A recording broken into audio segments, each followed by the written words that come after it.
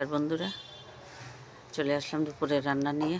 আজ রান্না করব ছেলা মাছ দিয়ে চচ্চড়ি আর চান্দা মাছ পাটায় বেটে, সাথে একটু মসুরি ডাল দিয়ে বড়া বানাবো, আর ডিমের বোনা, করলা ভাজি। তো এই আজকে বেশ কিছুদিন ধরেই আমার হাজব্যান্ড বলতেছে ছোট মাছ রান্না করার জন্য, প্রতিদিন যেন ওনাকে ছোট মাছ রান্না করে দিই।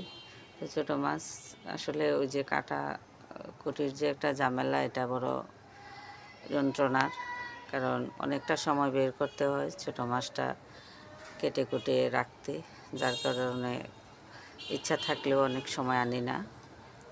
তো আবার চান্দা মাছটা ওই অনেক পছন্দের ওনার, উনি চান্দা মাছের কথাও বলছে।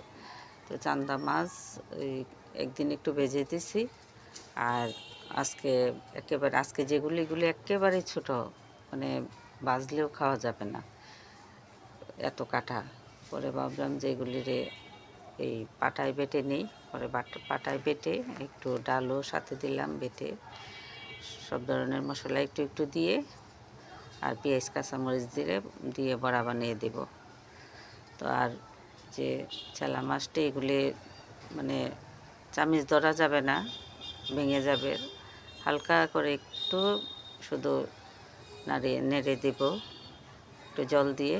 উনি আবার বলছে কড়াইয়ের মধ্যে যেন একেবারে শুকিয়ে ফেলি, কোনো রকম জল না থাকে, যেন জল থাকতে পারবে না, একেবারে ভাজা ভাজা হতে হবে। তো আজকে চেষ্টা করতেছি যে যেন ওনার মতো করেই ভাজা ভাজা করেই ওনাকে দিতে পারি। উনি গুঁড়া মাছটার প্রতি অনেক দুর্বল, এই যে মাংস বড় মাছ টাছ রান্না হলে খুব একটা খেতে চায় না। তারপরে ওই যে একটু নিরামিষ চচ্চড়ি, বড়া, তারপরে শাক, এই মানে সব শাক না, কিছু কিছু শাক আবার খেতে চায় না। তো এই যে চান্দা মাছগুলি বেটে এখন ডালও সাথে বেটে দিলাম, একটু চালের গুঁড়া দিলাম, আর সব ধরনের মশলা একটু একটু দিয়ে, পেঁয়াজ কাঁচামরিচ দিয়ে হাত দিয়ে মিশিয়ে নেব। পরে বড়াগুলি ভেজে নেব। আর আমি সবসময় মাছ আনলে অনেক সময় চান্দা মাছগুলি সাথে থাকলে এগুলি আমি আলাদা করে বড়া বানিয়ে নিই, কারণ আমার ওই যে ভাজলেও কাটা লাগে, খাইতে পারি না। ওই যে মুখের মধ্যে, গলায় তো পরে লাগবে, আগে ওই যে মাড়ি টাড়ির মধ্যে দেখা যায় যে আটকায় থাকে। এই কারণে চান্দা মাছটা বেশিরভাগই বাইটা নিয়ে তারপরে বড়া বানিয়ে ফেলি। আমার ছেলেও পছন্দ করে এই বড়াটা, বলে যে এইগুলি কি চিংড়ি মাছের বড়া? আমি রান্নার সময় আমার ছেলে এসে 2টা খেয়ে গেছে। তো মা, চিংড়ি মাছের বড়া? আমি না না, এটা চান্দা মাছের বড়া, অনেক স্বাদের। আমি তো ভাবছিলাম খাবেই না।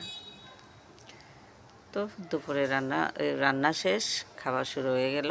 তো আগে ওনার খাবারটা দিয়ে আসবো, হাজব্যান্ডের খাবারটা দিয়ে এসে তারপরে আমি বসবো। ওরা সবাই আজকে টেবিলেই বসছে, তো আমি এদেরকে দিয়ে বসে পড়লাম।